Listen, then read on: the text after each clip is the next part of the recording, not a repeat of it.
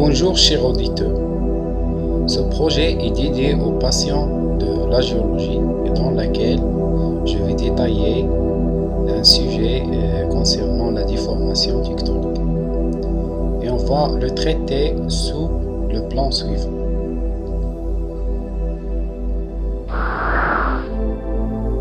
Introduction, notion de contrainte et de déformation tectonique, type de déformation tectonique, conclusion et perspective. Donc, les déformations tectoniques, ce sont des ensembles de changements que subit l'écorce terrestre sous l'effet des forces géologiques.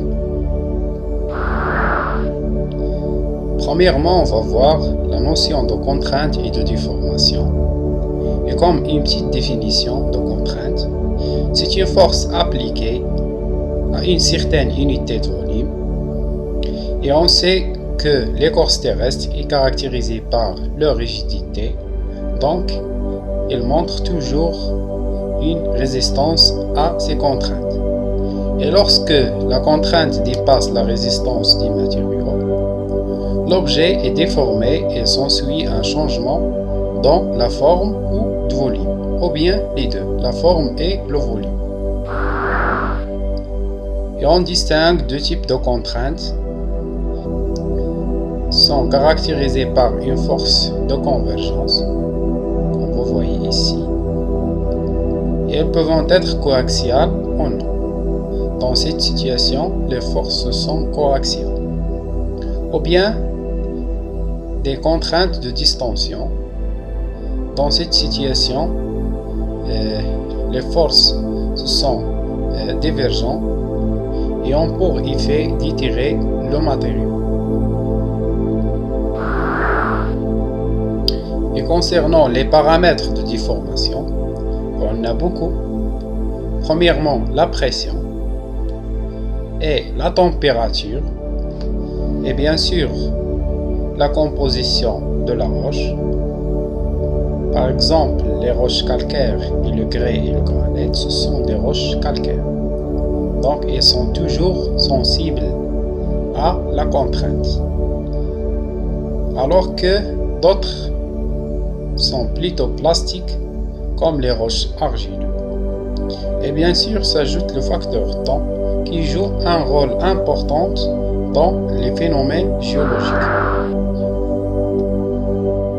On va voir maintenant les types de déformations tectoniques et on distingue plusieurs types de déformations.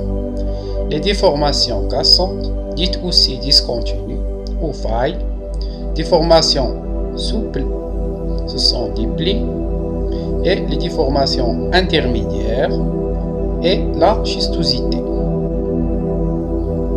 On va commencer premièrement par les déformations cassantes, bien des déformations discontinues.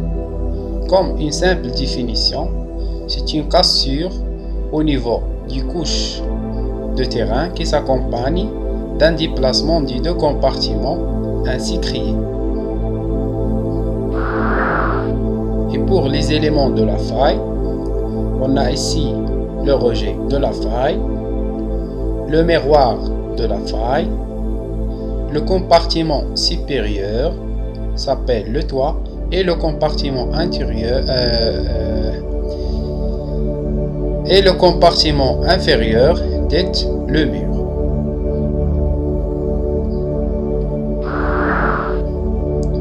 Et pour les types de failles, il existe plusieurs, les failles normales, les failles inverses et les failles intermédiaires. Et on va voir en premier lieu les failles normales. C'est un glissement de compartiment supérieur vers le bas par rapport au compartiment inférieur. Comme vous voyez ici, la figure illustre la formation d'un faille normale. Et bien sûr, ce glissement se traduit par un écartement des deux compartiments et par l'abaissement du bloc supérieur par rapport au bloc inférieur. Et on a toujours les contraintes ici, ce sont des contraintes de divergence. On a toujours l'extension ou bien la divergence entre ces deux compartiments-là.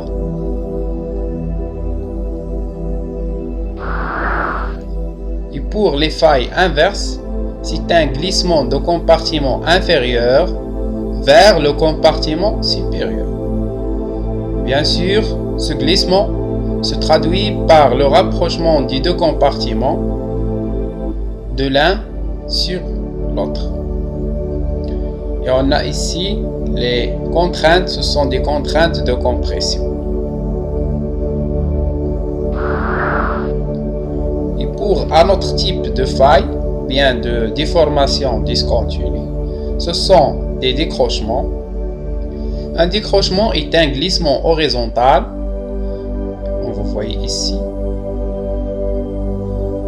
des deux compartiments suivant une direction parallèle à la faille.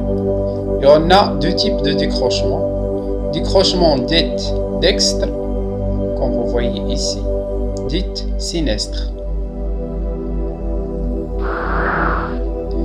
Et pour les failles transformants,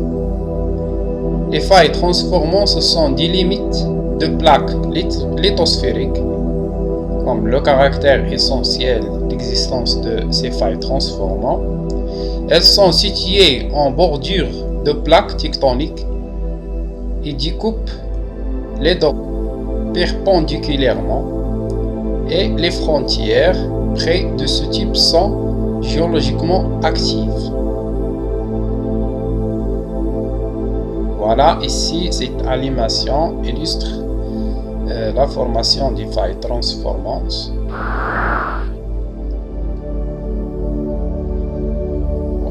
On ajoute l'existence du mouvement de coulissage et les mouvements de divergence, et bien sûr l'existence des épicentres du séisme comme un caractère essentiel de ces frontières entre les plaques lithosphériques.